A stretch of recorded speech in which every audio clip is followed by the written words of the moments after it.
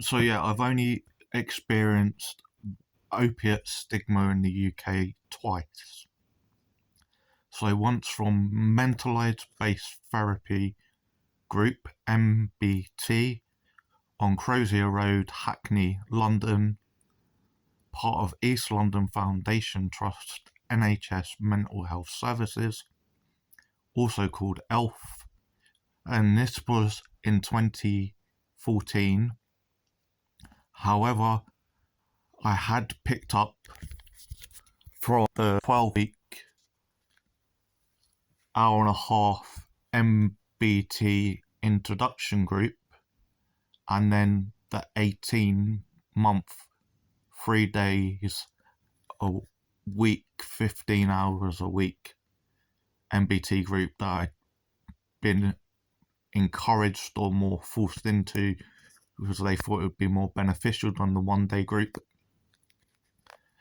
And although I only did 6 months, I also felt in the 6 weeks and the 6 months where I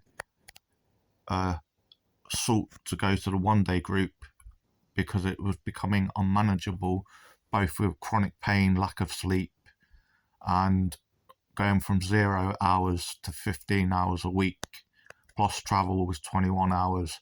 And it's quite exhausting when you are sometimes going to group 12 hours a week, or 24 hours a week, 36 hours a week, or 48 hours a week in chronic pain, and you are attending the group like you did with cognitive behavioural therapy from either 2008 or 2009 to 2010, and then there was psychodynamic therapy 2010 to 2012.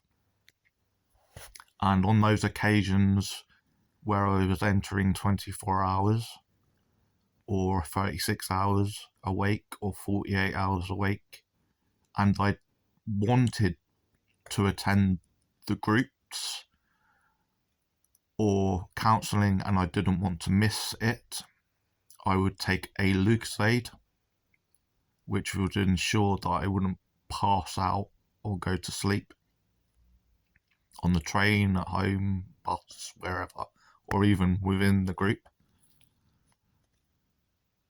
It was clear that there was a period where no one was listening within mentalised based therapy about my past, my accident. They couldn't relate to it. They couldn't relate to 24/7 chronic pain. They couldn't relate to mid-calf instability of the wrist. They couldn't relate to complex renal pain syndrome type 1. They couldn't relate to being awake 12, 24, 36, 48 hours. And they couldn't relate to basically losing a career and being sacked by a very large employer within retail called Marks and Spencer's PLC at Holloway Road, and they just couldn't relate to a lot of stuff.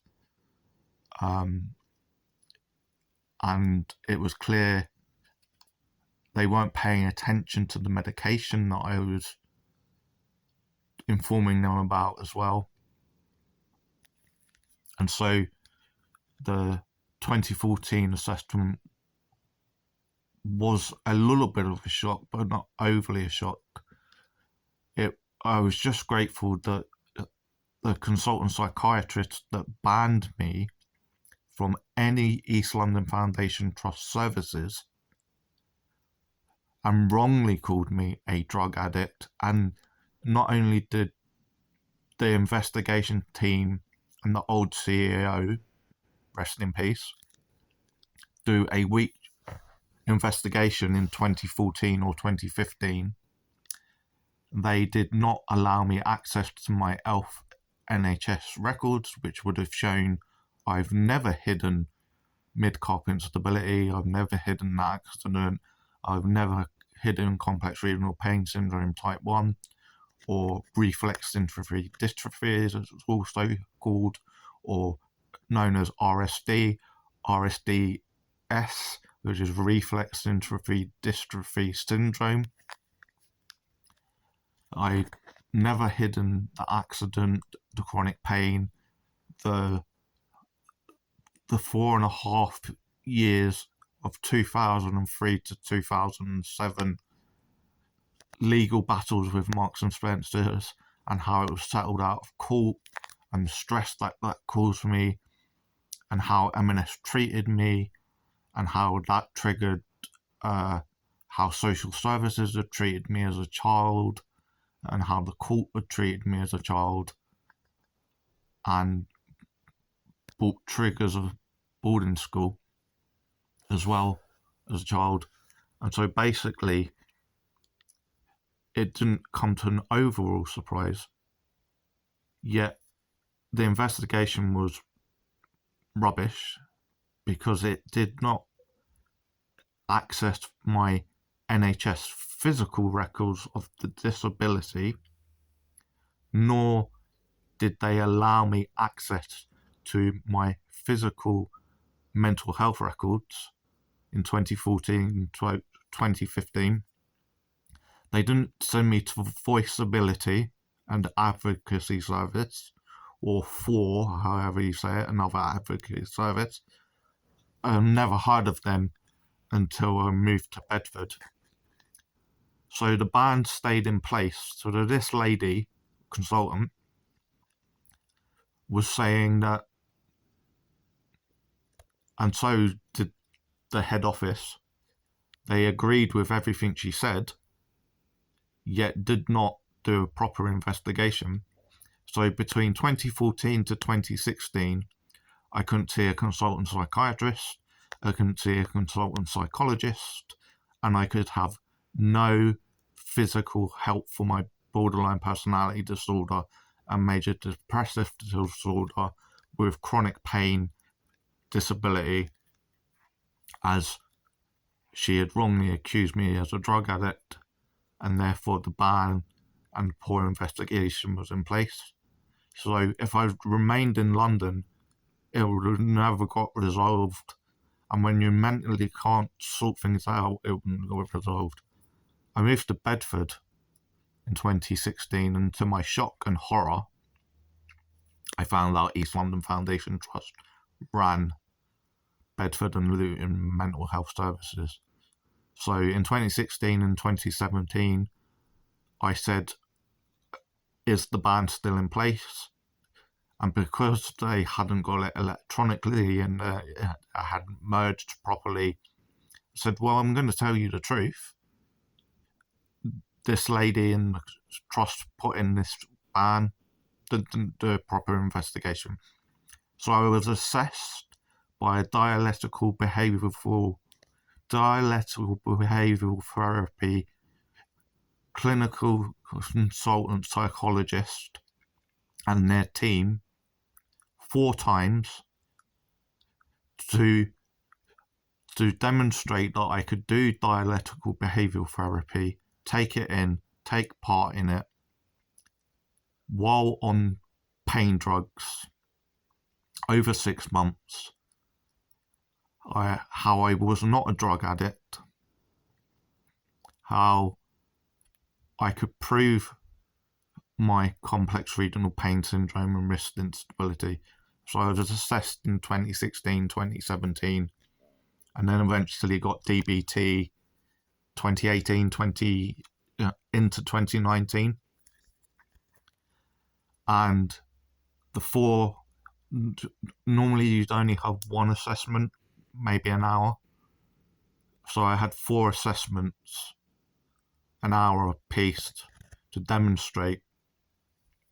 And they said they were surprised the ban was put in place. I said, don't get me started.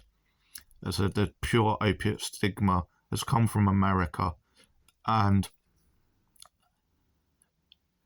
to conflate a drug addict and a chronic pain patient, the big difference is a drug addict will always get an